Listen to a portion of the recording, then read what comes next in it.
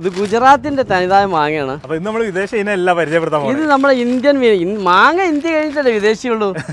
ലോക മാങ്ങയുടെ ഉത്ഭവം ഇന്ത്യയിലാണെന്നാണ് പറയപ്പെടുന്നത്. ഇന്ത്യയിലെ മാങ്ങ വെട്ടിക്കാൻ, ഇന്ത്യൻ മാങ്ങ വെട്ടിക്കാൻ ലോകത്തൊരു മാങ്ങക്കും അതിന്റെ ഫ്ലേവറും അതിന്റെ സ്വീറ്റിനും കഴിയില്ല. ഇതിന് ലോകത്തിലെ 10 മാങ്ങകൾ എടുത്ത് പരിശോധിക്കുമ്പോൾ 1ാം സ്ഥാനത്ത് നിൽക്കുന്ന അൽഫോൺസ് ആരെ മാങ്ങയാണ്?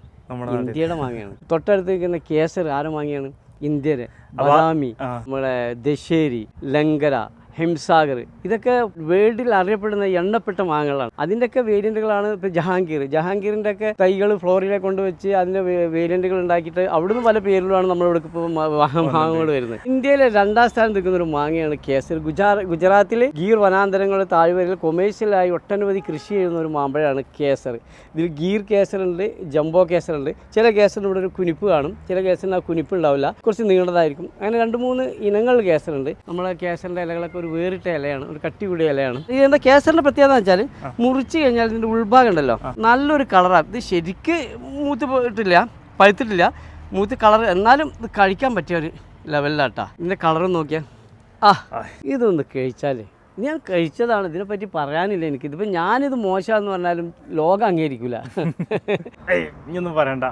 ഒരു നിലാവുള്ള രാത്രിയിൽ കുറച്ച് മാങ്ങ ഇങ്ങനെ ഇതിങ്ങനെ ഒറ്റയ്ക്ക് ഇങ്ങനെ ഇരുന്ന് ആസ്വദിച്ച് കഴിച്ചാൽ നമ്മൾ സ്വർഗത്തിലാണെന്ന് തോന്നിപ്പോകും. ആ ഒരു ഫ്ലേവർ അതിൽ നിന്ന് വരുന്നത്. ഒന്ന് നോക്കുക, നമ്മളെ ഹനി ഡി മാങ്ങ കഴിച്ചില്ലേ, ഇതിന് മുന്നിൽ അതൊന്നുമല്ല, ഒരു രക്ഷയില്ലല്ലോ. നിങ്ങൾ പറഞ്ഞ മാതിരി വിദേശ മാങ്ങ ഒന്നുമല്ല. വിദേശം മാങ്ങ തൂക്കി വലിച്ചെറിയും കേസർ കഴിച്ചാൽ. ഇത് പിന്നെ ആരും അങ്ങനെ കൊമേഴ്ഷ്യലായിട്ടൊന്നും കൃഷി ചെയ്യുന്നില്ല. അത് എല്ലായിടത്തും വേണ്ടാത്തൊരു പെർഫോം ചെയ്യാത്തതുകൊണ്ടാണ്. അത് മണ്ണും കാലാവസ്ഥയൊക്കെ മാച്ച് ചെയ്യുന്നത്. നമുക്കിവിടെ എയർപോർട്ട് ഗാർഡിൽ അത്യാവശ്യം കായ്ച്ചിട്ടുണ്ട്. ഈ ഒരു വെറൈറ്റി നമുക്ക് ഒരു വീട്ടിൽ വെക്കുകയാണെങ്കിൽ നിർബന്ധമായിട്ട് വെക്കാൻ പറ്റിയൊരു മാങ്ങയാണ്. പക്ഷെ കായ്ക്കുന്നതിന് നമുക്ക് ഗ്യാരണ്ടി പറയാൻ പറ്റില്ല, കാരണം എല്ലായിടത്തും കായ്ക്കുന്നില്ല. അതുകൊണ്ടാണ് പറയുന്നത്.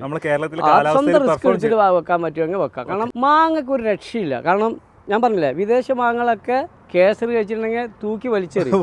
നല്ല വാട്ടർ കണ്ടന്റ്, ഫ്ലഷ് അടിപൊളി, അങ്ങനെ കൂടുതൽ ആരില്ല. ജീവിതത്തിൽ ഒരിക്കലെങ്കിലും നമ്മൾ കഴിച്ചിരിക്കേണ്ട ഒരു വെറൈറ്റി മാങ്ങട്ടെ കേസർ. ഞാൻ ആദ്യമായിട്ട് ജീവിതത്തിൽ കേസർ കഴിക്കണത്. ആ ഒരു എക്സൈറ്റ്മെന്റ് ഉണ്ട്.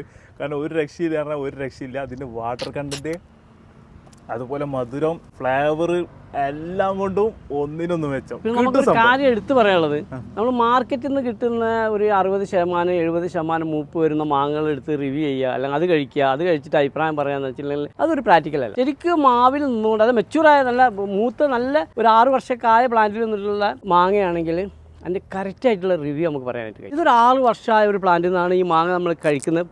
പ്രത്യേകിച്ച് നിലത്ത് നിന്ന് വെച്ച പ്ലാന്റിനാണെങ്കിൽ യാതൊരു സംശയമില്ല, പൊളിക്കുക മാങ്ങ.